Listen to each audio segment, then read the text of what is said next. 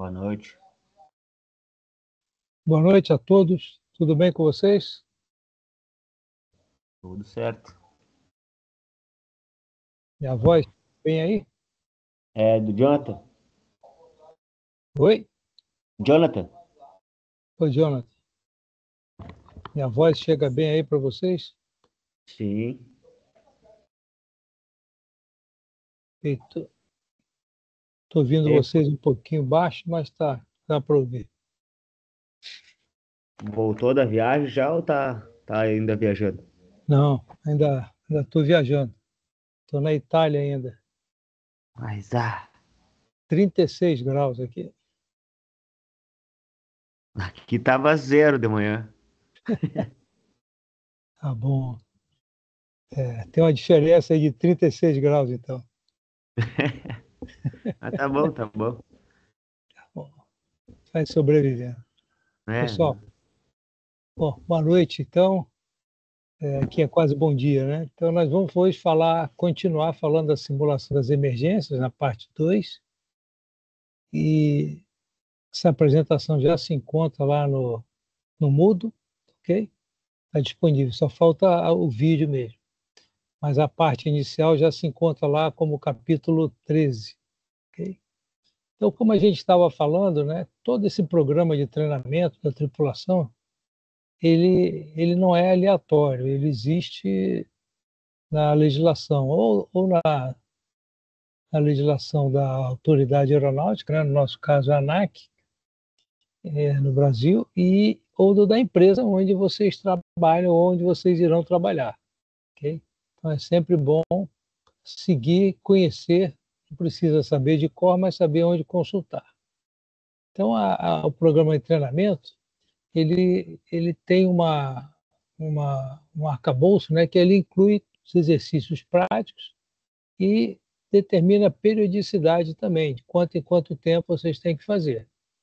O grande ponto para o nosso assunto é que ele possui uma ênfase maior na resposta à emergência, que pode ser incêndio, pouso de emergência, no nosso caso, sobrevivência, falhas operacionais, etc. Algumas falhas nós vimos nos estudos de caso em conjunto com a emergência, ok? Então, nessa documentação do RBAC 121409, que é o item, né, consta bem descrito, e as empresas normalmente seguem como está ali, com pequenas alterações. O treinamento de emergência, apesar de estar num tamanho pequeno aqui para vocês, é só para vocês localizarem onde está, né, 121417, ele estabelece as simulações de evacuação de emergência. Vocês lembram que é muito importante, porque ou vocês estão num aeroporto ou pode estar num terreno totalmente diferente de um aeroporto, né? Pode estar na selva, pode estar no gelo, no deserto, enfim, onde tiver, e como utilizar os equipamentos que a aeronave possui. Não importa o tamanho, aonde ela sobrevoar, onde ela voar, ela possui os seus equipamentos de sobrevivência ou de emergência, que podem ser descritos como os extintores, né? Tem extintor para água, para parte elétrica, máscara de oxigênio, bote salva-vida, entre outros aí. Tem, e não esquecendo que tem o kit de primeiros socorros também, que ajuda bastante. O treinamento deve ser repetido, nesse caso aqui nosso do RBAC anualmente, e para algumas categorias. Para as outras são a cada 2 anos, ou como a empresa decidir. A empresa às vezes coloca num tempo maior para não paralisar o tripulante e levar para o treinamento e tirá-lo do voo. Mas existe um mínimo exigido no RBAC. E deve simular, nesse treinamento, o mais real possível, né? A parte de ruído, você fica próximo à aeronave, a parte de fumaça, você tem mock-ups, tem aeronaves preparadas em empresas que fazem esse tipo de treinamento. Nem sempre a empresa aérea tem esse mock-up, né? Então contrata de uma terceira e ali faz o exercício, simulando fumaça, onde a iluminação é difícil, né, visualizar, colocando máscaras de oxigênio e se deslocando depois que entra na aeronave a sair até a saída da aeronave. Okay? Isso são procedimentos tradicionais e onde estão descritos no RBAC. O importante desse assunto é vocês saberem que tem uma obrigação. E nesse contexto, né, o RBAC 121 é essencial para todos vocês. Vocês vão ser pilotos privados, depois comercial e depois de linha aérea, né? Ter o PLA. E quando entrar numa linha aérea, vocês vão ter o 121. Nem todo mundo resolve ser piloto de linha aérea, mas é bom conhecer para poder ter uma noção maior da aviação, porque muitos conceitos da 121 são seguidos no 91 e na 135, ok? Ele assegura a qualidade do treinamento. Lembra que a gente sempre fala, né? É o risco. Então, ali, quando você assegura alguma coisa, você está trabalhando com risco baixo, okay? E preparando todo o time, tanto o piloto quanto o comissário. E lógico que nos treinamentos você acaba preparando ali algum voluntário de passageiro.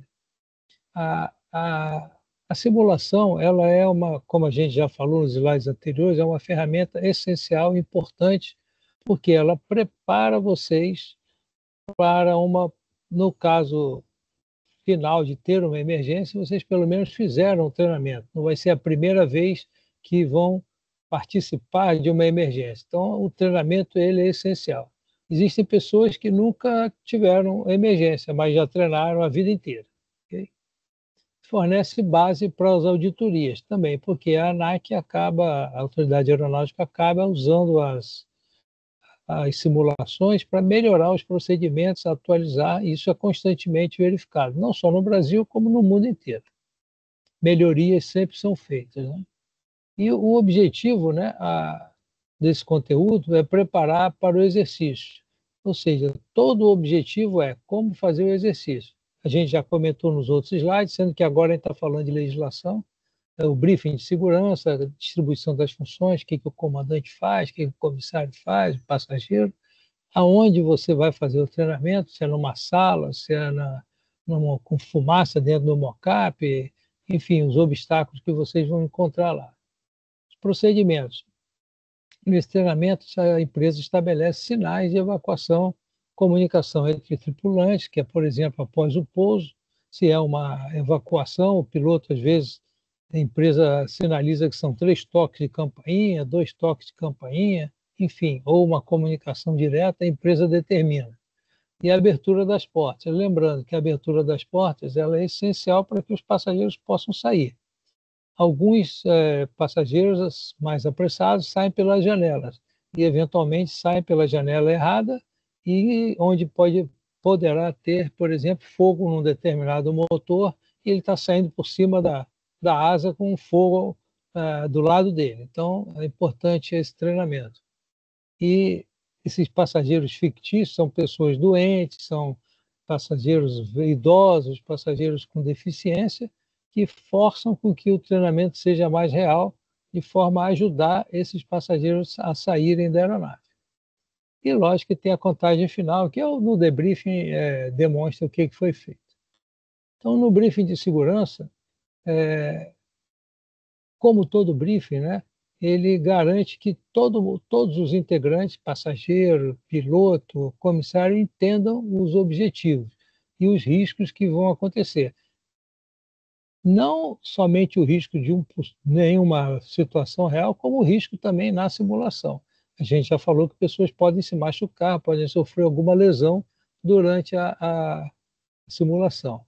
E esse objetivo, numa evacuação, por exemplo, é você tirar todos os passageiros para as aeronaves maiores, tem regras específicas, né? Até 90 segundos da cabine, ou melhor, da aeronave.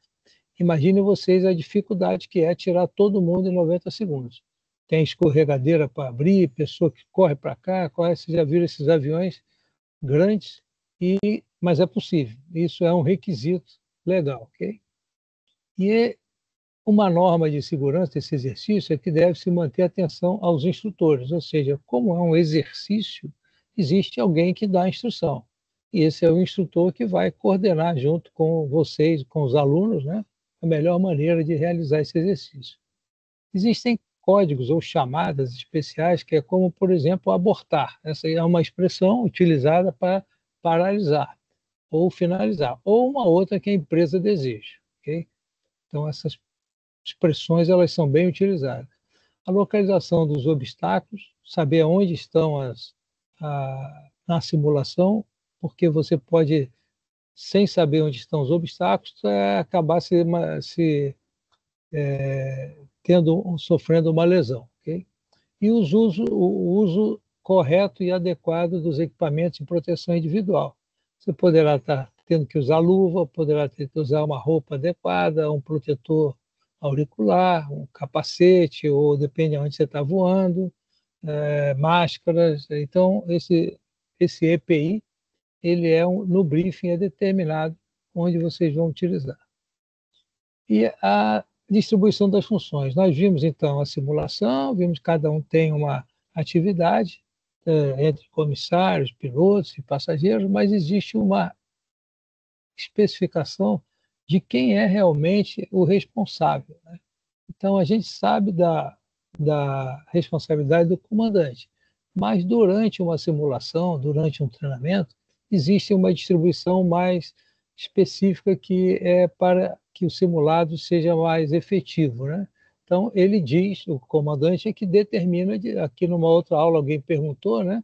Então, nesse exemplo aqui que a gente está dando, o comandante ele diz evacuar, evacuar. Após essa ordem é que os comissários começam a abrir, se levantar e abrir as portas e as escorregadeiras, no caso de avião que tem escorregadeira, ou sair pelas janelas laterais. Okay? A tripulação, ao ouvir isso, os comissários, com o treinamento adequado, eles fazem com que os passageiros evacuem a aeronave. Dependendo do cenário, se é fogo, se é fumaça, sai por um lado ou sai por outro. E o copiloto? O copiloto ele auxilia, porque a aeronave ainda pode estar com o motor funcionando, pode estar com o farol aceso, no caso for mesmo diurno, né? Então ele executa os procedimentos da aeronave em si, da operacional. Isso não para, não é o fato de ter uma emergência que o copiloto fica parado olhando para o tempo, não. Ele auxilia o comandante na execução dos procedimentos normais e de emergência, ok? E fora da cabine também ele é o auxiliar do comandante. E na distribuição das funções, a gente observa que os comissários, eles lideram a evacuação, ou seja, ele dá aquele aviso, não voltem para pegar a mala, não voltem para pegar computador, saiam imediatamente. E isso é uma dificuldade fazer com que as pessoas deixem seus bens dentro da aeronave. A gente sabe que as pessoas são agarradas aos seus bens, às vezes tem passaporte, às vezes tem dinheiro, às vezes valores, e quer voltar para pegar. Então, o comissário vai ficar dizendo ali, saia, porque a vida dele é mais importante que o bem material. Okay? A parte da mobilidade reduzida, você tem passageiros, por exemplo, que estão obesos, têm dificuldade de se levantar, ou passageiros idosos, com alguém com a perna machucada, até quebrada, um gesso, ou até alguém dentro da maca da aeronave. Então, eles ajudam e coordenam a saída de forma adequada, coordenada com os outros passageiros também, para que ninguém se machuque. Okay? As instruções elas são feitas de maneira geral. Só que a bordo existem todas essas categorias que eu falei, idosos, crianças, pessoas com dificuldade. E aos poucos os comissários vão adequando a forma como eles vão recebendo a informação. Uma criança vê ou escuta de forma diferente de um adulto, né? Um passageiro idoso também, uma pessoa em crise, com choro, vendo aquela emergência, às vezes ela não sai, você tem que tirar ela da cadeira e levar para fora da aeronave. Okay? Durante esse treinamento simulado, a empresa às vezes coloca pessoas, a gente chama de fictícias, né? Para simular pânico, simular choro, simular resistência de não querer sair da aeronave, criar tumulto a bordo, isso tudo existe sim. Tá? Então, no simulado é feito esse treinamento. Bom, para finalizar essa parte do treinamento na parte de regulação, a gente falou do briefing, falou da distribuição clara de funções, enfatizamos já que vem de outras aulas, construção de um ambiente realista nesse treinamento, o mais realista possível é melhor, quanto mais real, melhor. O objetivo do treinamento não é passar o tempo. Às vezes a gente vai para um treinamento doido para o treinamento acabar, não, a gente tem que ir para o treinamento querendo treinar, porque no dia de uma ocorrência real você possui o treinamento. E essa simulação, ela forma o que a gente chama de uma simulação, forma uma condição dentro de você que você não esquece mais que existe isso, que é possível, e vocês começam a fazer, se tiverem, se forem desafortunadamente, né, tiverem desafortunadamente uma ocorrência, vão saber o que fazer, ou pelo menos lembrar bastante do que foi feito. Nem sempre a gente lembra de tudo, mas o essencial, algumas coisas estão escritas nos próprios checklists e a gente lê. Bom, então, nessa parte de teoria, fechando esse capítulo, esse é dos nossos últimos slides, e eu queria perguntar se até aqui alguém tem alguma dúvida. Alguma dúvida? Minha parte não, professor. Fala só um pouquinho mais alto. Nenhuma, professor. Ok, nenhum. Perfeito. Tranquilo por aqui também. Então, dentro desses procedimentos, dando continuidade, é aí onde a gente avalia a prontidão da tripulação. Não quer dizer que a pessoa vai ser demitida da empresa, porque os treinamentos são feitos para a pessoa treinar, mas existem aqueles que não se adaptam a essa situação, né? Então, precisa de um treinamento maior ou de um segundo treinamento, ok? E esse sinal de evacuar, que é o comando, né, que é dado, ele tem que lembrar que toda comunicação ela é clara. Então, entre os tripulantes, a comunicação tem que ser clara e direta, né? Saia, usa a escada da frente, vai todo mundo para trás, vai todo mundo para a direita. Não pode ficar, vai onde você quiser, vem para cá. Não, não. Alguém tem que definir exatamente o que tem que ser feito, ok? A parte da abertura das portas, ela tem uma condição interessante, que é o seguinte: se tiver uma escorregadeira, né, se for uma aeronave alta que tem escorregadeira, a escorregadeira demora alguns segundos para se abrir totalmente, em torno de 15 segundos. Mas, às vezes, a escorregadeira não abre, ou fica parcialmente estendida, que pode causar um dano à pessoa que está descendo. Okay? Então, o comissário também tem que estar atento para saber se a escorregadeira abriu completamente e de maneira correta, porque a pessoa pode se machucar caindo. Você tem cilindros ali que podem danificar a pessoa, ou ela tropeçar na escorregadeira e cair lá de cima, se for uma aeronave alta. Okay? Uma aeronave pequena, que não tem escorregadeira, não é o caso. Okay? A condição de treinamento, você tem, por exemplo, um 737-300, você pode ter 4 comissários, mas também pode ter 3, sendo que os 2 comissários, os 3 comissários ficam 2 em uma saída e um sozinho, ou atrás ou na frente. Esse sozinho tem que abrir as 2 escorregadeiras, da direita e da esquerda. Isso é um treinamento extensivo e exaustivo. Na empresa que eu trabalhei, a gente fez esse treinamento e era muito difícil, porque a pessoa tem que ser muito ágil para fazer isso aí em torno de 20 segundos. Abrir a porta e ainda abrir a escorregadeira, e as 2. E garantir que nenhum passageiro avance pela porta antes da escorregadeira estar aberta. Então, não é uma brincadeira assim, entra lá, escorrega, não. É um perigo, porque tem altura e a pessoa pode se machucar. Okay? E o auxílio aos passageiros fictícios, como a gente já falou, todo treinamento é com o objetivo de treinar. E a empresa simula várias condições que complicam o treinamento, no sentido de dificultar ou colocar mais obstáculos para que você desenvolva um treinamento melhor. E dentre eles estão esses passageiros aí, como a gente já falou, passageiros impertinentes, né, ou passageiros que não querem descer de alguma maneira da aeronave, ok? E simulam pânico e um contagia o outro. A contagem final você precisa saber que todo mundo que estava no avião desceu.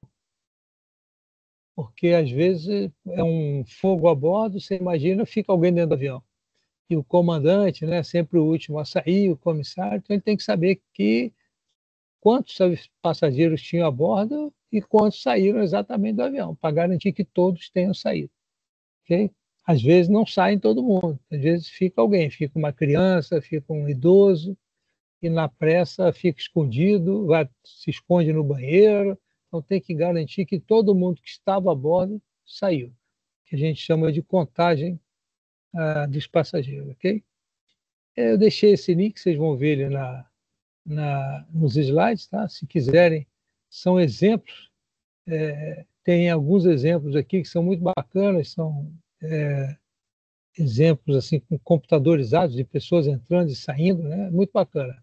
Se vocês tiverem tempo aí, clique aí para observar, ok? Lembrando que essas imagens, por exemplo, elas foram de treinamentos, para vocês verem quão real é o treinamento. E tem gente que não suporta, chora, pensa que é real, ou sei lá, assim, se emociona, ok? Então, os treinamentos são dentro do possível, são com bombeiros, com ambulância, com gente pintada de vermelho para simular sangue, né, sendo arrastado, joga água, tem de tudo, ok? Dependendo do nível do aeroporto, você tem um treinamento mais complexo ou menos complexo. E o feedback, né, que a gente chama aqui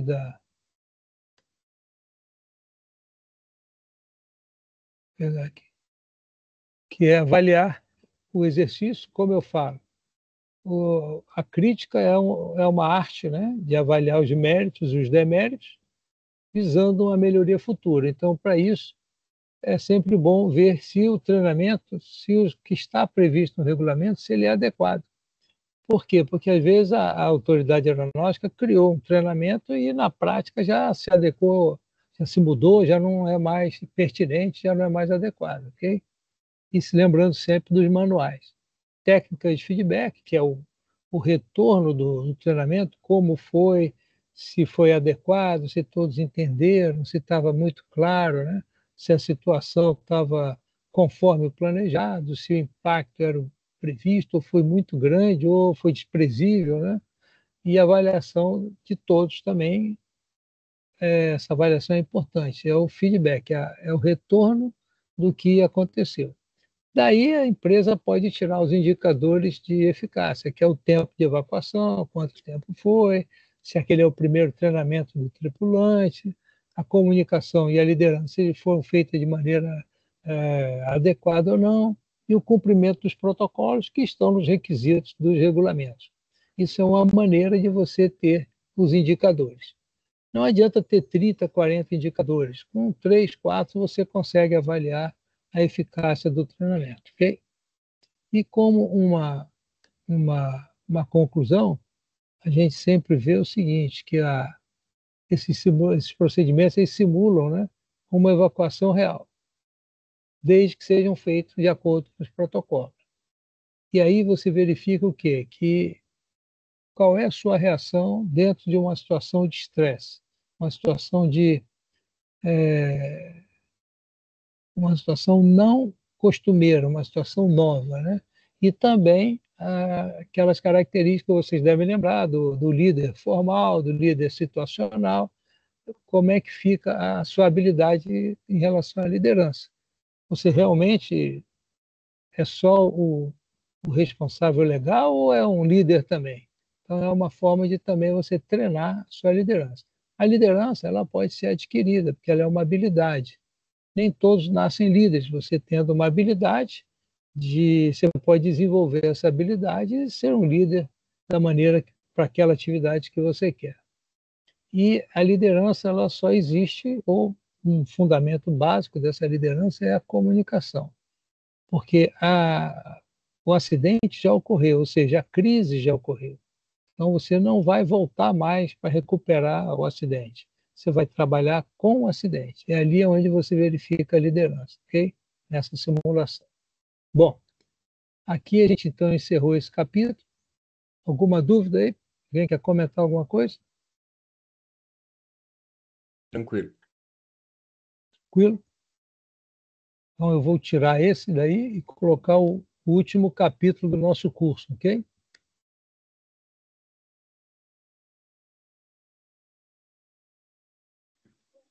Ô, professor, boa noite. Eu cheguei depois que a aula tinha iniciado, alguns minutos depois. Hoje é a última aula? Ou semana que vem vai ser a última aula? Como é Não, que é? a aula mesmo vai ser hoje. Para a próxima aula, eu vou deixar um jogo de exercício para facilitar vocês na avaliação, na prova. É uma revisão, mas hoje é a última aula efetivamente, ok? Mas Tá nada bom. impede de vocês mandarem mensagem perguntando, para tirar dúvida, eu estou à disposição, ok? Show. Eu já corrigi os estudos de caso que alguns mandaram agora, essa semana, tinha uns 3 ou 4. Quem não mandou até agora, acho que não vai mandar mais, não sei, mas se mandar durante essa semana, até a prova, eu estou corrigindo. Então, até a prova, pode mandar os estudos de casos atrasados, ok? Sei que às vezes vocês têm dificuldade de fazer, mas pode mandar, ok? Então tá, planejamento de sobrevivência a longo prazo. Então nós vimos como ter sobrevivência. A gente não pode dizer que é a curto prazo, porque a gente não sabe quando vai ser resgatado e se vai ser resgatado. Vocês devem ter visto aí uma menina que caiu no vulcão aí essa semana. Localizaram a menina, viram onde estava e ela acabou morrendo, né? Em 3 dias lá não resgataram a menina. Críticas aí, várias críticas, né, de como foi feito e tal, não vou entrar nesse mérito, mas ela não foi resgatada. Mas existe uma possibilidade de você ter que sobreviver a longo prazo. Vocês já viram aí vários acidentes que as pessoas ficaram bastante tempo numa situação de sobrevivência, ok? Então, a gente vai destacar 2 pontos, que é a estratégia de como lidar e a criação de plano de contingência. Isso aqui dá um pouco mais de trabalho, que é o raciocínio que vocês precisam ter.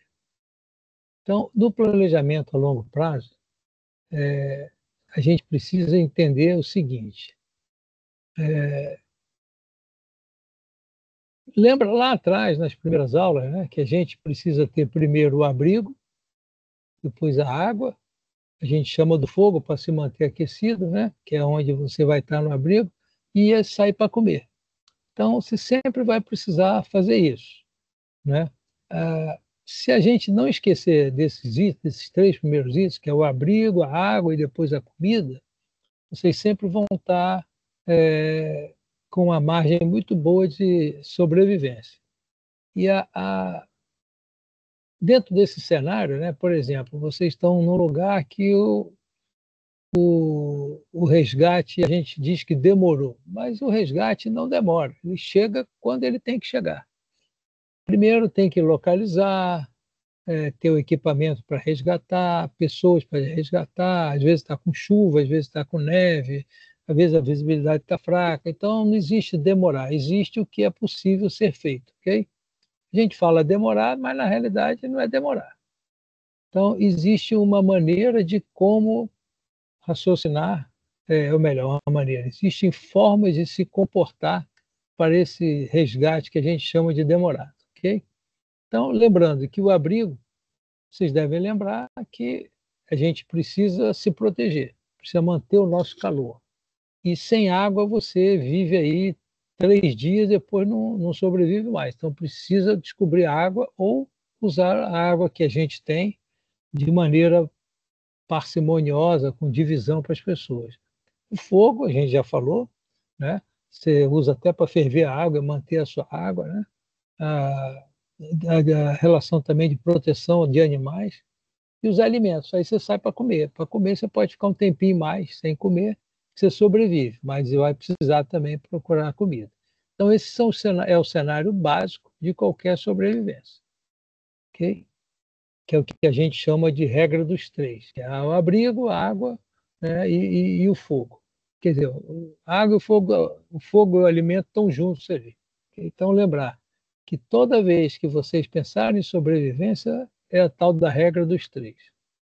Okay? Os abrigos, vocês lembram aí dos tipos de abrigos, né?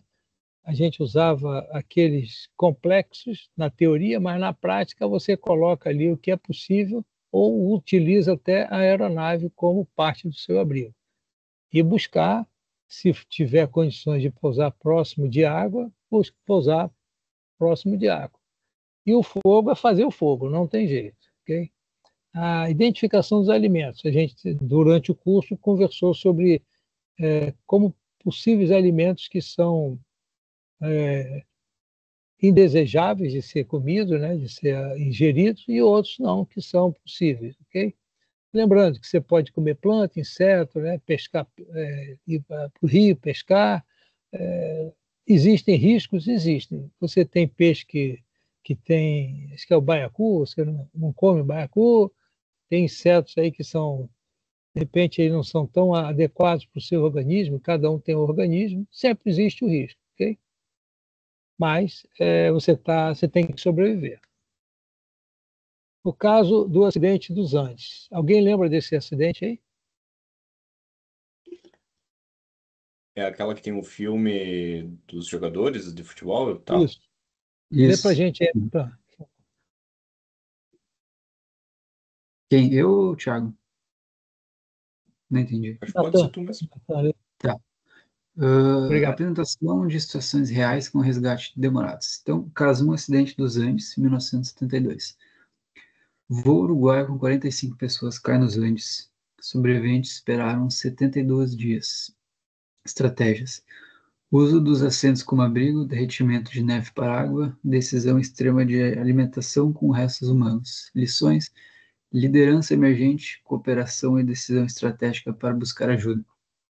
Beleza. Obrigado. Deixa eu ver aqui. Oi, Amanda, você está aí? Estou aqui, professor. Boa noite. Esse segundo item aí, que fala de estratégias, o que você acha de decisão extrema de alimentação com restos humanos? Eu vi, acho que era um documentário, um filme que saiu desse acidente aí. E eu acho que eles esperaram, assim, o último do último momento para tomar essa decisão, né? Porque realmente não tinha mais o que comer, a não ser o resto dos amigos deles, né? Bah, não sei se eu faria. Assim, numa situação normal, dificilmente a gente diz assim que faria, né? Mas você pode ser, qualquer um aqui pode se deparar numa situação dessa. Isso é sobrevivência, né? Ninguém da família de um processou a do outro, mas houve realmente essa condição de se alimentar com restos humanos. Eram amigos que estavam, tiraram um pedaço da perna, um pedaço do músculo e foram se alimentando cru. Né? Às vezes não tinha nem como cozinhar.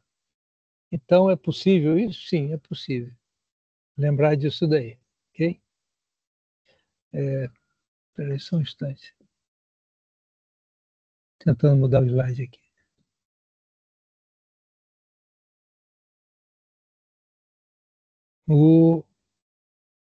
Existe uma outra condição de um outro acidente, que é um avião que caiu no Peru. O Jonathan, lê para a gente aí, por favor. Avião da Lança caiu no Peru. Juliane sobrevive sozinha na selva por 11 dias. Estratégia: seguiu o curso da água, alimentou-se de frutas e evitou riscos desnecessários. Lições: conhecimento básico de ecossistemas ajudou na decisão de não permanecer estática. Isso. O que vocês acham? Vocês fariam isso também? Que essa Juliane fez?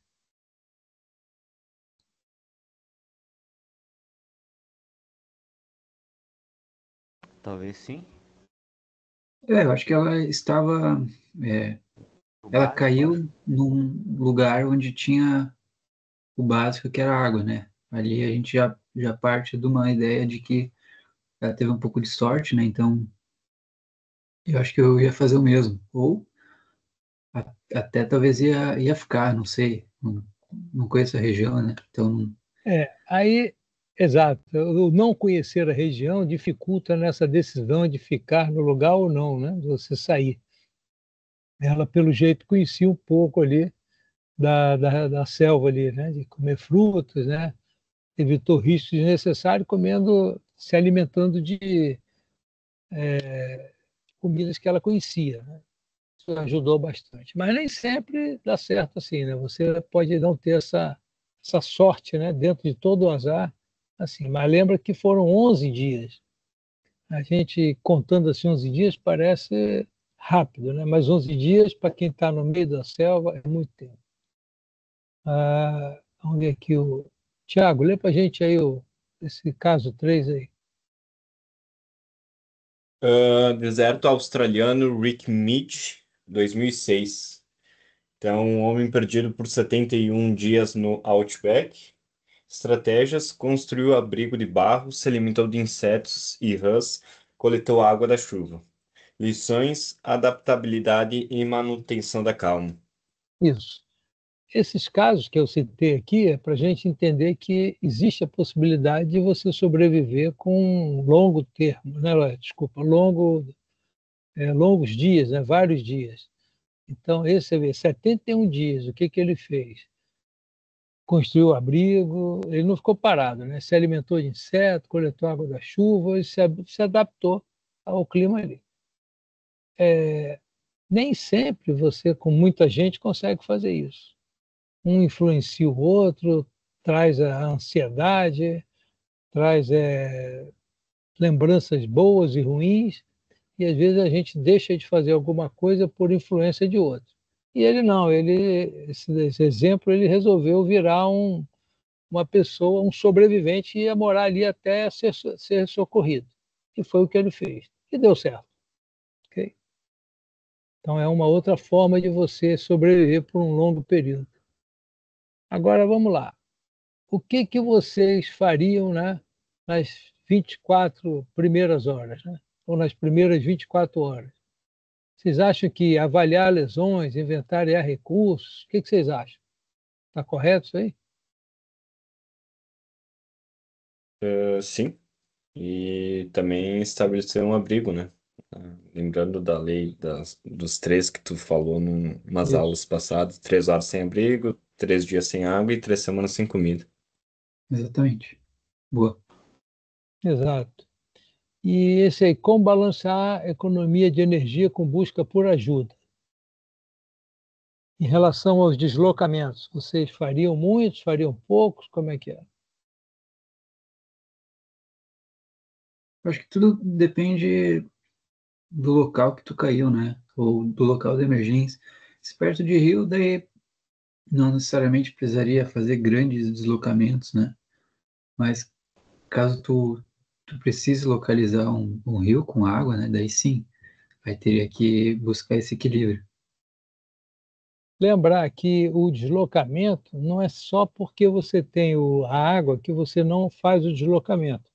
Eventualmente você visualiza uma cidade próxima antes de cair e tal, e mesmo tendo rio, tendo toda aquela, entre aspas, né, infraestrutura, você decide fazer o deslocamento. Mas é bom sempre analisar o risco que é você se afastar da onde você consegue sobreviver, né? Ou seja, não aumentar o risco de forma desnecessária. Ok? Isso aí. Como lidar com o fator moral, né? O fator psicológico? Vocês acham que é válido aí manter esperança, dividir tarefa? O que vocês acham?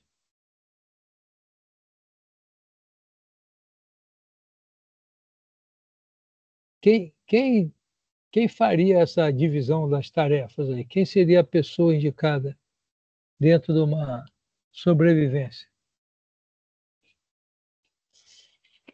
O líder? Um líder, né? Isso É aí. isso aí.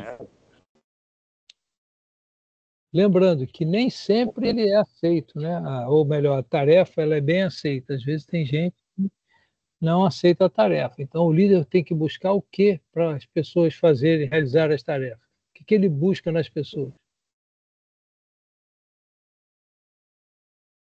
Compreensão, Oi, não entendi? compreensão da pessoa. Às vezes uma pessoa arrogante, ele já Vai ficar meio assim, já de dar algum tipo de ordem, né? Isso é um fator. O outro fator, que é o primeiro, né, é a tal da habilidade, né? Então, pessoas possuem algumas habilidades diferentes das outras e você distribui a tarefa de acordo com aquela habilidade que a pessoa demonstrou ter ou diz que tem, né? Que às vezes você não conhece. Tem que lembrar disso. Tem pessoas com mais habilidade num determinado assunto, de andar, de caçar, de buscar água, de fazer uma fogueira, do que outros que não sabem fazer nada ou nunca tiveram uma ideia da vida sobre viver na selva, por exemplo. Ok?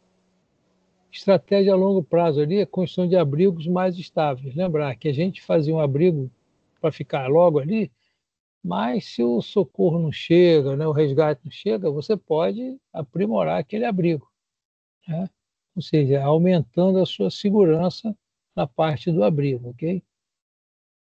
E o último item ali que fala sinalização contínua com fogo, espelho, pedra. Ou seja, para isso você precisa ter sempre fogo, precisa ter aquele espelho que tem no kit de sobrevivência, colocar aquelas pedras, tentar escrever lá o SOS, o Y, né, botar a seta e buscar as roupas coloridas para sinalizar, ok? Isso são coisas que você, em teoria, não faz na hora, mas a longo prazo você pode se estruturar para fazer. Ou seja, você vai criar uma cidade ali onde você está, vamos dizer assim, isolado.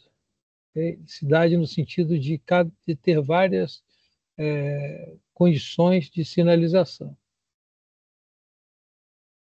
Questões de avaliação e discussão, olha só. Vocês já falaram aí da regra dos três, a gente já pode pular essa daí. E por que que o abrigo é considerado prioridade em climas extremos? Vamos lá. Quem poderia me responder essa?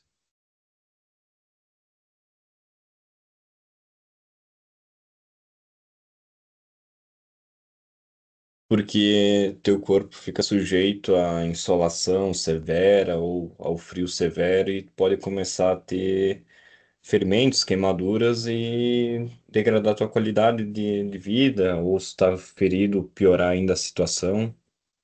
E perder energia, né? Perder suas calorias também, ok? Então é importante você ter o abrigo. O abrigo te protege e mantém o seu corpo aquecido também, ok? Entre essas que você falou. E numa situação de queda, né, numa região isolada, o que que deve ser feito nas primeiras 24 horas aí?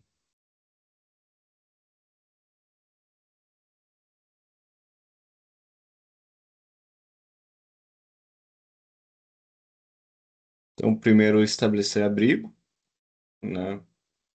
Estabelecer, enfim, onde que tu vai estabelecer a comida, onde que tu vai ficar alojado, onde que tu vai dormir, né? Depois ir atrás de água, se tiver um rio, ou se tiver neve, derreter para ter mais água, e depois ir atrás da alimentação, né? Se tu não tiver nada de alimento ali dentro da aeronave, ir atrás de caçar animal, plantas também que são comestíveis, frutas.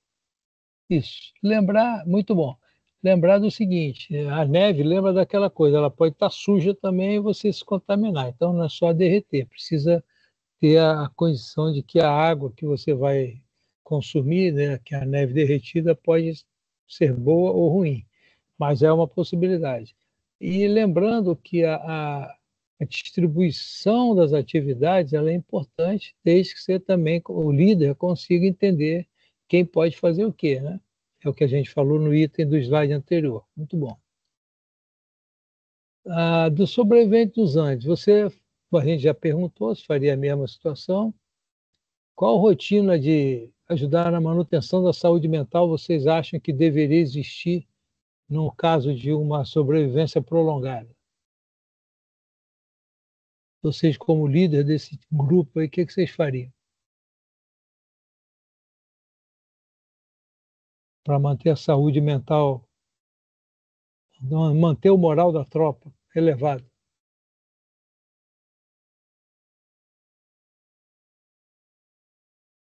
Olha, professor, acho que tu começar a tomar atitude e achar, como eu posso dizer, atitudes racionais, né, de sobrevivência, acho que acaba estimulando o grupo a manter um olhar mais positivo da situação, que todos fiquem engajados para, além de sair da situação, primeiramente sobreviver, né? Então, acho que Isso. tomar uma atitude ali de se dispor como líder, de estabelecer ações para a sobrevivência de todos é uma maneira bem eficaz de manter a saúde mental do grupo, porque tem uma esperança, tem uma luz no final do túnel. Isso é uma parte interessante. Alguém teria alguma outra ideia? Eu acho que se tiver morte, pegar e ocultar, botar para outro lado, assim, ficar afastado, tipo, não ficar vendo aquilo ali também seria um bom negócio para deixar as pessoas mais saudáveis da mente. Isso também. Separação dos sobreviventes. Alguém teria alguma outra ideia?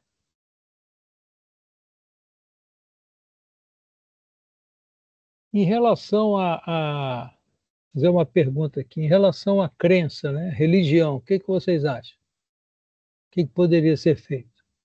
Ou não deveria ser feito nada?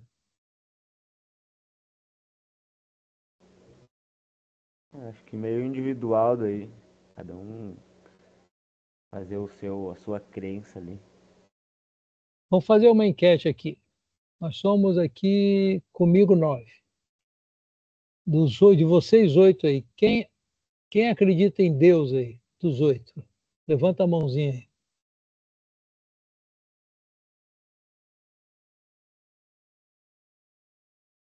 Pois é. Então, olha só.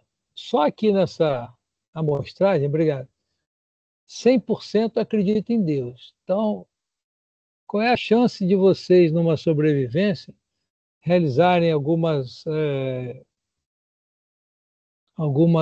pensamentos, voltar o pensamento para a área religiosa, independente da religião da pessoa? Vocês acham que seria positivo ou não? Com certeza, professor. Isso são forças que vocês têm, que nós temos, né, que podem ser utilizadas numa sobrevivência. É a crença em alguma coisa, a crença que vai ser resgatado, a crença no apoio divino, da religião da pessoa, né? Então, isso são pontos que podem ser pensados também. Existem alguns riscos, existem, mas existe o lado bom também, ok? Só de uma queda de avião a pessoa já tá viva, Ah, já Deus já guardou ela. é. Então, são pontos que podem ajudar também numa sobrevivência de longo tempo, ok? Lembrar disso.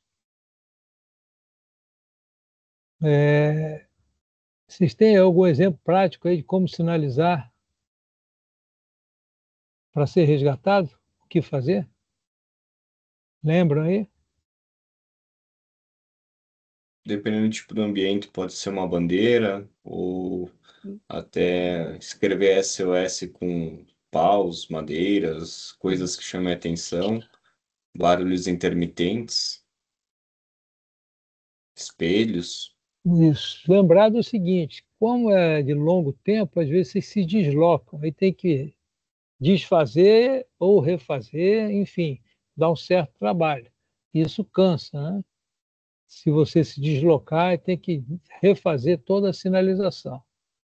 E se você, no segundo item aí, após vários dias, quais são as decisões que vocês podem tomar coletivamente para aumentar a chance de sobrevivência?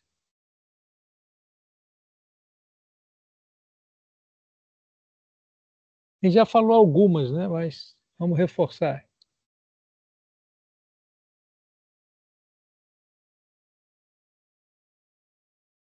Eu acho que a delegação de atividades é uma das mais importantes que tem, né? Manter a pessoa ativa, né? É, útil Ah, também. quando você mantém ela ativa, ela se sente útil, né? E importante para fazer parte daquele time para a sobrevivência, né? É isso. Isso é muito bom. E aí que a gente pede aqui para criar um cenário hipotético de sobrevivência, né? Cria aí um cenário aí, por exemplo, onde vocês preferem, no litoral, na floresta, na montanha ou no deserto?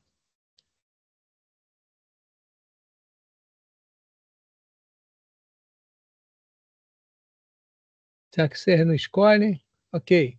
Na montanha, vamos lá.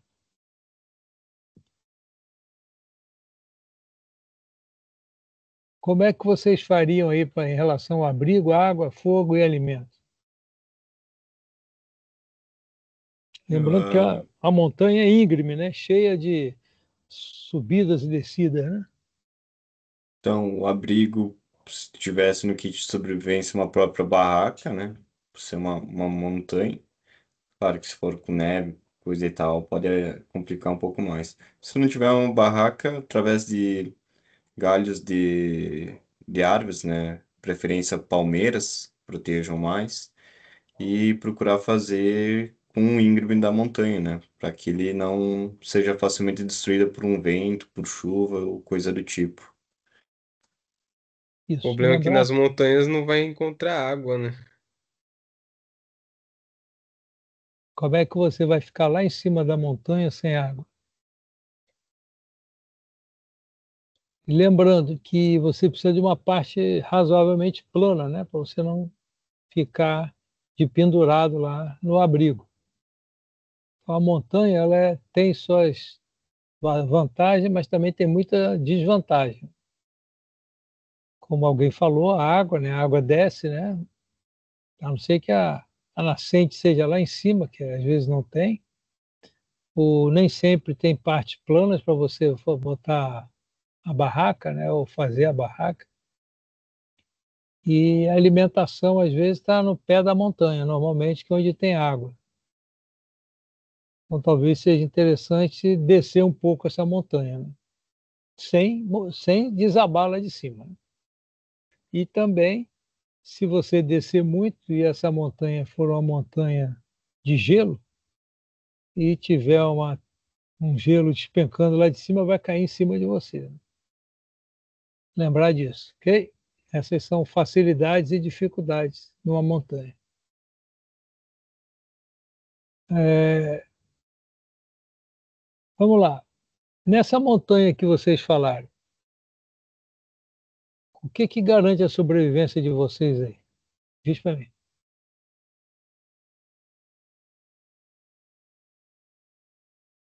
O abrigo, Pode.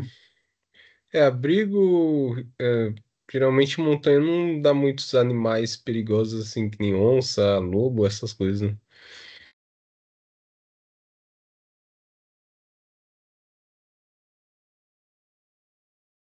O que mais? E alguém falou da água. Como é que vocês vão fazer?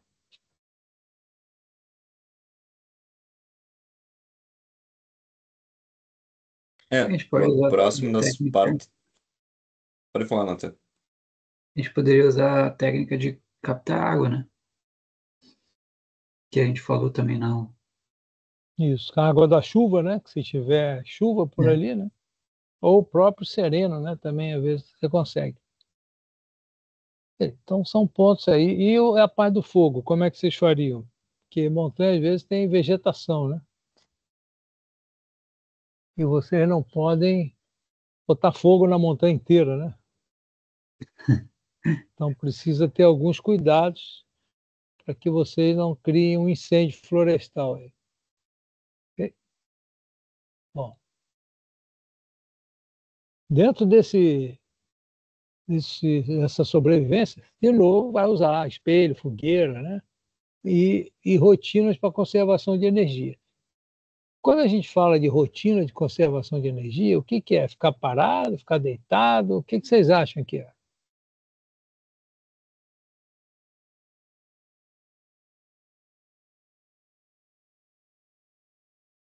Ah, estabelecer a rotina o estabelecimento de rotina, então, basicamente, estabelecer movimentos, né? De ir atrás de pontos de apoio ou tentar localizar uma cidade, estabelecer coisas que chamem a atenção no eventual resgate de helicóptero, de aeronave, e ir atrás de comida, né? Então, frutas que possam ter, plantas, animais, mas procurar não ir muito longe para não perder o ponto de apoio que é o teu abrigo e também não se cansar demais, não gastar toda a tua energia e depois acabar morrendo, né? Longe do teu Isso. abrigo. Isso, essa muito bom. Essa decisão é importante. Você sai para fazer uma busca, se for o caso, mas você tem que conservar a sua energia. Então, você tem que ter alimento para isso. Você não vai sair sem alimento. Ou, eu vou andando até morrer. Não vai. Melhor ficar parado. Às vezes, a conservação de energia é se alimentar pouco, anda pouco, se alimenta pouco, anda mais um pouco, bebe água. Então, é uma forma de você estar vivo conservando sua energia. Ok? E a gente já falou das técnicas de controle mental, aí, que é conversar, distribuir atividades, apelar para a parte religiosa. Ok? Dentro dessa segunda atividade que vocês vão estar na montanha, não tem muita comida. Como é que vocês vão fazer para viver ali?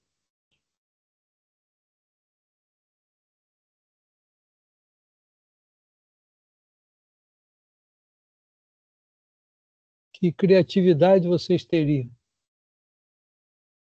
Que plano de rotina que vocês podem elaborar nesse caso?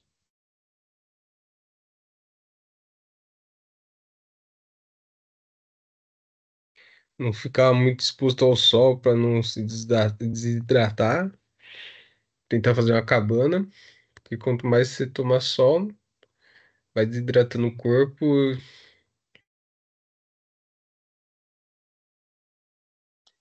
Sim, mas aí isso aí é uma forma que você já vai fazer de cara, muito bom. Mas a tua rotina, como é que você acorda, vai fazer o quê? Evitaria fazer tanto esforço físico, né, para não evitar gastar tanta energia, talvez. Nesse caso que vocês escolheram montanha, toda vez que vocês descerem para procurar alguma coisa, vocês vão ter que subir para voltar para a barraca. Vocês vão gastar muita energia, concorda? Talvez fazer caminhos circulares e descer de forma bem gradual para poder também ter condições de subir de forma gradual. Não adianta ficar escalando montanha, descendo de uma forma qualquer, e depois você não consegue subir.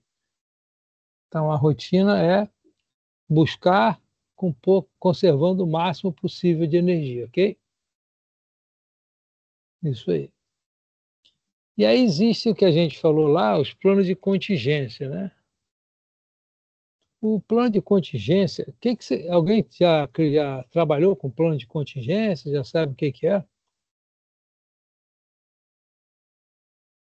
Dentro de um Não, plano de contingência, já? Não entendi. Não? não.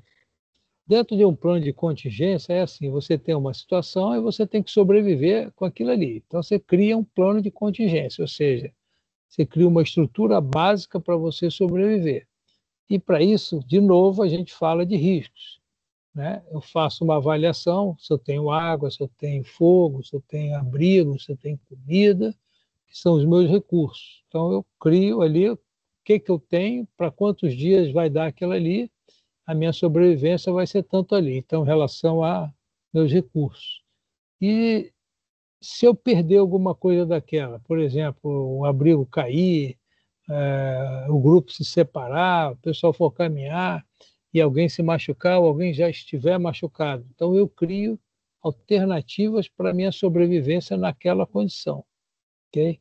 Então, se eu tenho alguém machucado, eu dou a mesma quantidade de alimento para ele ou não? O que vocês acham? A gente já falou isso numa outra aula.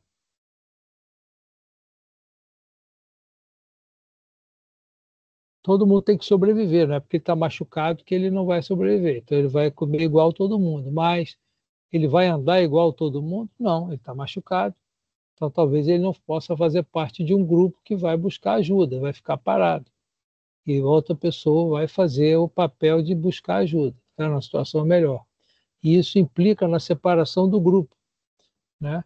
E dentro desse meu plano de contingência, ele vai dizer, ok, eu vou separar o grupo em 4. Um fica num dia e volta, outro dia fica 2 dias e volta, outro fica 3 e volta. Então, eu crio um plano para que eles possam sobreviver de forma separada, ok? E todas essas atividades eu escrevo dentro, se eu tiver recurso de escrever, né? Caneta, papel, para deixar registrado. Vocês lembram de uma história que a pessoa foi encontrada, tinha todos, ele morreu lá, mas tinha todos os registros que ele fazia, né? mas de repente, num resgate, as pessoas encontram o que você escreve também, com essa, pode ser um auxílio para te encontrar, ok? Não só para encontrar, mas para todos que estão dentro do grupo saber o que está sendo feito. Estou fazendo isso, isso, isso e isso. Eu escrevi 4 primeiros dias, vou fazer isso. 5 primeiros dias, avalio o risco, avalio o que eu tenho para comer, quem que pode andar, quem que não pode, quem tem habilidade para cozinhar, quem não tem, e se escreve tudo. No 5º dia, mudou, escreve tudo novamente. E fica registrado para que todos tenham conhecimento do que está sendo feito, que não seja surpresa e as pessoas não fiquem, não sejam surpreendidas pensando que você, como líder, não está dando atenção devida àquela pessoa. Não, você é com clareza e transparência para todo mundo. Ok? Dentro desse plano, né, que a gente chama de plano de contingência, esse plano ele tem uma finalidade de, como você já está numa situação de emergência, né, é você responder, ter uma capacidade de resposta para situações críticas ou que apareceu de forma não prevista, que a gente chama de imprevisto. No final das contas, a gente quer o quê? Reduzir o risco, né, ou mitigar o risco, ou minimizar o risco da gente morrer. O risco de algum dano físico, né, você, no caso de uma montanha, você despencar lá da montanha, você proteger a sua comida, às vezes o avião tem comida, mas se chover estraga, né? Então, ficar no sol também estraga, então criar um plano de proteção dos meus alimentos. A parte da coesão, manter esse grupo ativo, proativo, utilizando as habilidades, dando função para todo mundo, que é possível, desde que eles possam fazer, né, tenham possibilidade, não estejam machucados. E isso faz com que aumente a chance de sobrevivência no resgate.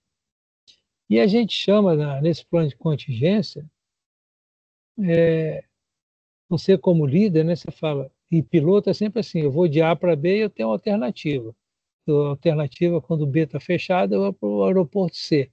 Assim funciona também nos planos de contingência. Você tem que ter um plano, se aquele não funcionar, você vai para o B, vai para o C, vai para o D, vai até um que dê certo. Então, você sempre, como líder, tem que pensar um pouco mais à frente, ok? Ah, alguém consegue entender ou melhor, alguém discorda que a gente quer manter todo mundo vivo? É isso que a gente quer, não é isso? Por quê? Porque a partir do momento que a gente esteja vivo, o resgate, ao chegar, recupera a gente vivo. Ele lá recuperar a gente morto, só é uma satisfação para a família de que encontrou e tal, mas você morreu. Então, a distribuição das perguntas, a distribuição dentro do plano de contingência é o que eu preciso para manter o pessoal, o time vivo, o grupo vivo? Quais são as minhas ameaças, né? Se eu fizer isso, se eu fizer aquilo, o que pode dar errado? Quais são os recursos que eu tenho disponível? Ferramentas, faca, comida, né, alimento, roupa colorida, pedra, o que eu tenho? E quem vai fazer o quê e o que pode ser feito, que são as ações principais. Então, se eu tenho que descrever bem, isso tudo são itens que compõem o meu plano de contingência. Como eu falei, não só o plano que você está realizando ali, ou pelo menos descrevendo, como o plano alternativo, tá bom? É uma etapa de guerra, você tem que ter o plano, porque alguma coisa errada pode acontecer, e acontece, ok? A comunicação e o registro, a gente diz o seguinte, em algum momento você tem que fazer o briefing e o debriefing para as pessoas que estão ali. Que hora vocês acham que deveria fazer o briefing e o debriefing para os sobreviventes? Alguém pode me dizer?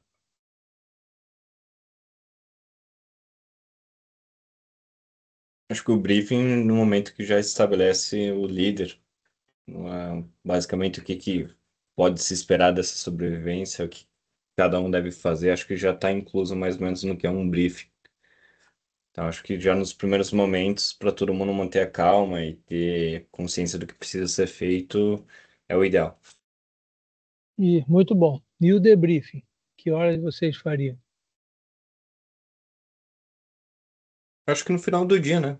Cada dia de sobrevivência é um ciclo novo, então acho que no final do dia seria um bom momento para fazer um debrief.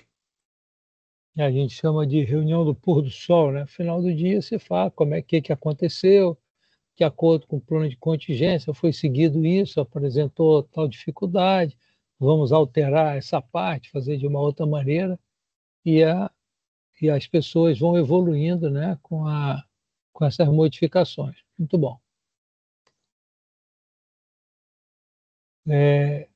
Dentro dos riscos que a gente visualiza, os exemplos são a manutenção da nossa caloria, né, da nossa energia. Então, como vocês já falaram, você pegar muito sol pode ficar desidratado, se pegar muito frio, né, você pode ter uma hipotermia. Então, esses são os principais riscos, né? Você morrer antes do resgate chegar. Devido a quê? Devido a não se cuidar, devido a não ter um abrigo adequado, ok? Então, esse é um risco bem forte para se pesar. E dentro desse mesmo cenário de avaliação de riscos e recursos, o que nós temos? Lembrar que as pessoas, às vezes, têm ali uma ferramenta que você, como líder, não está vendo. Né? Às vezes ele tem algo que pode servir de ferramenta e perguntar, alguém tem isso? Alguém tem isso? Para a gente improvisar, fazer uma barraca, fazer uma fogueira. Antigamente todo mundo fumava a bordo, hoje em dia não fuma, então o cara não vai ter isqueiro, mas pode ter um fósforo, né? Enfim, possuem recursos que você, como líder, às vezes não está vendo, visualizando, mas a pessoa tem e não sabe para que, como utilizar, e você sabe. Então, perguntar, ok? Sempre fazer uma enquete, né, para você ver, faz o levantamento, né, o inventário dos recursos que existem com todos os integrantes, todos os sobreviventes, ok? Em relação a ferimentos, né, existe a possibilidade, e é grande, né, de você conviver com pessoas feridas, né, durante uma sobrevivência, e posteriormente alguns até morrem, e outros até morrem no início. Então, deixar essa pessoa sempre protegida e alguém acompanhando, não pode deixá-la sozinha, ok? Ela não pode se sentir excluída do grupo, ou seja, abandonada. Ela fica lá e alguém acompanhando, né? Alguém é um cuidador, vamos dizer assim, ok? Quando você precisa se deslocar, naturalmente você vai deslocar com a maca. Se você botar todo mundo no ombro, você anda 100 metros, depois não anda mais nada durante o resto do dia. Então, vai precisar fazer maca até para proteger a pessoa. Nem todo mundo consegue se deslocar no ombro de alguém, ok? E aqueles que não conseguem se deslocar, você vai ter que deixar próximo e alguém cuidando, né, para proteger essa pessoa, com uma sinalização adequada para que ela seja encontrada. Se o nosso abrigo sofrer algum tipo de dano, o que vocês acham que vocês fariam? Vocês estão lá na montanha, né, que foi o local que vocês escolheram, e sofreu um dano no abrigo. O abrigo rolou morro abaixo. O que vocês fariam?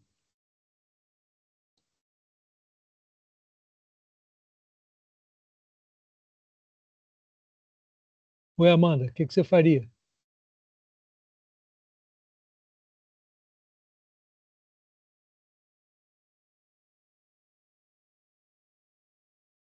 William, tá aí? Renan, tá aí? Tem não, só tem o nome aqui. Então vamos lá. Natan, Eu acho que a gente poderia reavaliar o local desse abrigo, né? Porque se ele se ele foi construído num local onde possivelmente ele rolou para baixo da montanha, então ali a gente avaliaria para ser construído em outro local. E aí, sei lá, acho que isso, né? eu estava querendo chegar na seguinte posição, né? Se você fizer tudo, deu errado. Se fizer de novo, vai dar errado de novo, né? Então tem que mudar alguma coisa para o resultado ser diferente, né? Então, não ficar insistindo no erro ali, buscar uma forma melhor de fazer o seu abrigo, de usar melhor os recursos que sobraram, que ficaram disponíveis ali.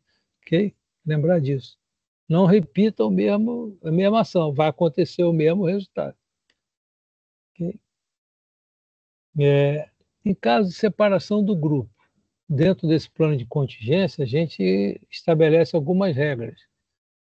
E uma delas está bem caracterizada como o quê? Né? Voltar para o último ponto conhecido, ou seja, sempre volte por esse último ponto, deixa marcas no meio do caminho para saber que você passou por ali e tem que voltar, né? E esperar algumas horas, né, antes de se mover, porque você também precisa manter energia e descansar, ok? Há uso de sinalizadores sonoros, como apito, né, espelho, fogo, que é o natural que a gente sempre tem, e lembrar que nesse plano você precisa, lembra da simulação que você contava quantos passageiros tinha a bordo? Aqui também. Você precisa saber quantas pessoas tem, aonde elas estão, que horas elas saíram e que hora era prevista ela voltar. Ou seja, tem que ter o controle de todas as pessoas do grupo. Porque uma desaparece e você não pode ser deixar uma pessoa perdida no mundo. Então, existe o controle até para ajudar aquela pessoa que foi procurar ajuda. Ok? Então, o controle de onde estão todos é imprescindível nesse plano de contingência. Na, na parte de comunicação e registro de falar para as pessoas, tudo aquilo que você escreveu, se tiver de forma clara, objetiva, vai ser exposto no debriefing ou em um momento que você achar mais adequado. Normalmente é no debriefing, né? A não ser que tenha uma mudança no meio do dia, você acaba antecipando esse debriefing. Aonde você anota com papel, se não tiver verbal, repete de forma não cansativa, né? E lembrar que você pode se comunicar também sem ser a voz ou sem ser o gesto, que é o apito. Às vezes no kit de sobrevivência tem um apito, né? 3 apitos são uma emergência, um apito está ok, 2 apitos está mais ou menos, você estabelece o critério que você quer fazer com que as pessoas entendam a sinalização do apito, ok? E aqui eu queria deixar uma mensagem para vocês sobre plano de contingência. Lê para a gente aí, Natan. Então, vamos lá. Pense antes da crise. Elabore um plano de contingência. O plano de contingência será seu guia para a sua sobrevivência. Isso aí. Então, essa é a frase que eu deixo aí. Acho que eu deixei uma frase dessa no LinkedIn. Se eu não me engano, eu coloquei como final do artigo que eu publiquei lá. A crise, depois que ela existe, não adianta, você precisa de um plano de contingência. Então, sempre tenha um plano. Que na hora que não deu certo aquele, você vai para o B, você vai para o C. Então, sempre tem um plano de contingência, porque ela é que vai te ajudar na hora da crise. Você fazer um plano de contingência durante a crise é muito difícil. Tudo que vocês fazem de trabalho, de atividades, que são os checklists, tudo, na realidade está tudo escrito. Aquele é o seu plano de contingência. Se dá uma emergência, você sabe o que fazer. Ok? Lembrar disso.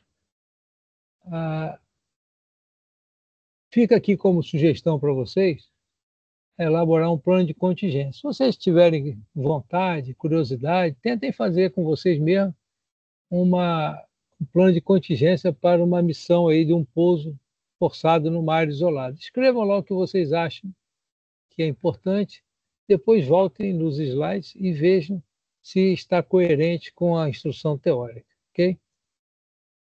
Bom, então com isso terminamos aí o capítulo 15 e encerramos todos os capítulos do nosso curso. Como eu falei para vocês, a gente estava, de certa forma, bem adiantado. Vocês são bons alunos, perguntam o correto, né? Não ficam de blá, blá, blá, né? Tá certo? E aqui eu deixo para vocês essa mensagem do plano de contingência e também a mensagem de que vocês estão teoricamente capacitados a entender ou conversar mais do que familiarizado, né, com sobrevivências, né, no mar, na selva, no gelo, enfim, no deserto, em todos os procedimentos que a gente falou. Não só planos de emergência, como planos de sobrevivência, como de emergência, ok? Eu entendo que vocês hoje possuem já um conhecimento bem maior do que vocês tinham antes, aqueles que já tinham, agora puderam aperfeiçoar mais um pouco. Queria perguntar se tem alguma dúvida sobre esse último capítulo aí. Alguém tem?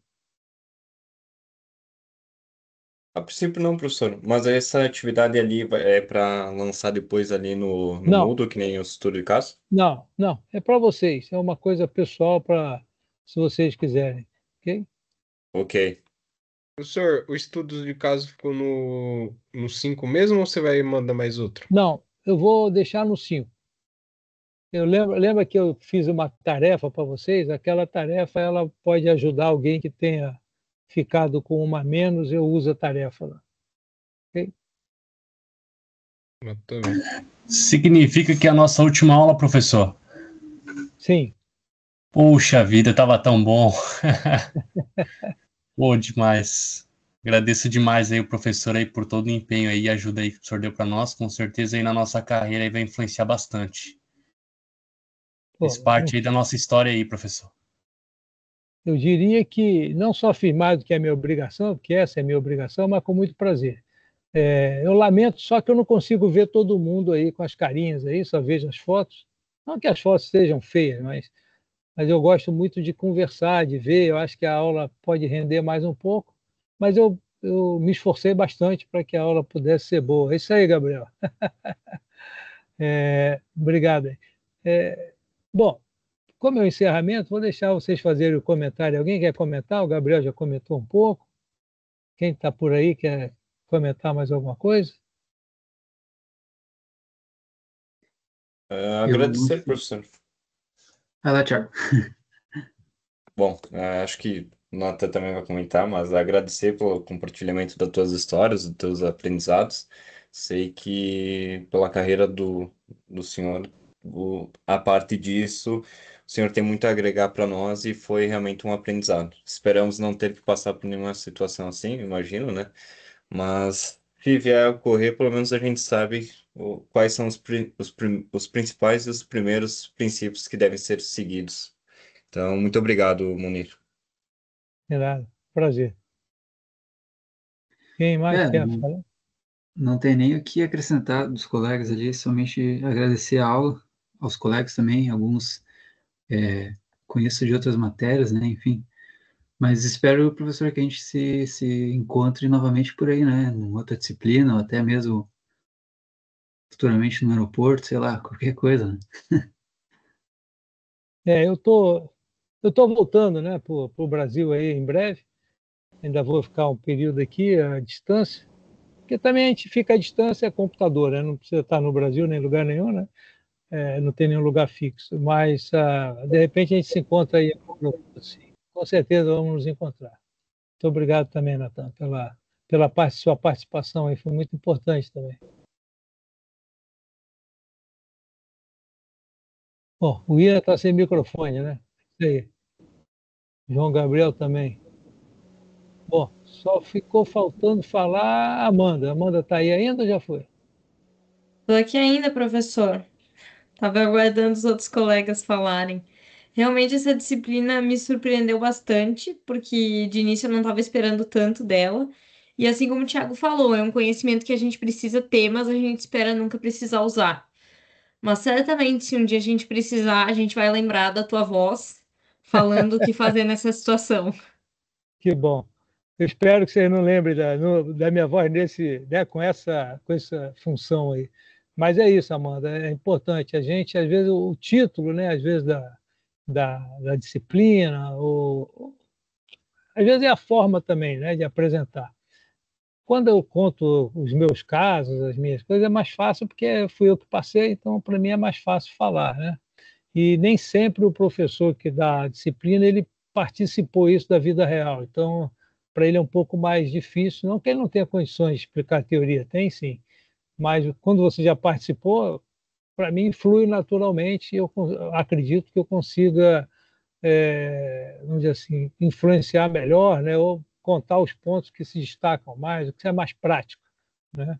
Talvez isso tenha ajudado aí, Amanda, a entender bem, a ver melhor, né, o título da disciplina, né? Porque realmente é difícil, sobrevivência e emergência é uma coisa assim meio etérea, né? Ninguém quer também, então. Mas a aviação ela se resumirá sempre nisso, no risco. É emergência nessas situações. Podem andar, falar, teoria, meteorologia. Se falar de meteorologia, vai falar de um CB, vai falar de emergência, cara que entrou no CB, pegou um wind shear. Se falar de gestão de empresa, vai falar que a empresa faliu. Se falar de aerodinâmica, que estourou, que o avião entrou em stall, sempre vai falar em emergência. Então, a minha experiência aí de mais de 40 anos de segurança de voo me passou isso, que nós sempre vamos falar de emergência, sempre vamos falar de risco.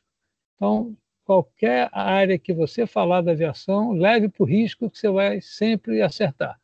E vai sempre aprender mais, focar melhor, o que você precisa saber, qual é o ponto que pesa mais. É muito bom isso. A minha sugestão, se eu puder dar essa sugestão, pensem sempre no risco. Vocês acabam esmiuçando melhor e gostando mais da matéria. A aviação é um tema apaixonante, né? Quem é da aviação gosta muito, vai falar a vida inteira e não vai se cansar. Então, essa é a mensagem que eu deixo para vocês aí em relação às disciplinas. Alguns aqui eu já conhecia de outras, pode ser que eu encontre em outras novamente, e vocês sempre vão ouvir eu falar de risco, sempre. Porque, no final, a aviação é uma avaliação de risco, né? Vocês pensam que o avião voa, não é isso? Mas ele não voa. Ele está sempre querendo pousar. E toda vez que você decola, você precisa pousar. E é sempre um risco pousar. E decolar também, mas pousar é mais difícil. Tá bom, pessoal? Faltou mais alguém falar aí? Algum comentário? Não?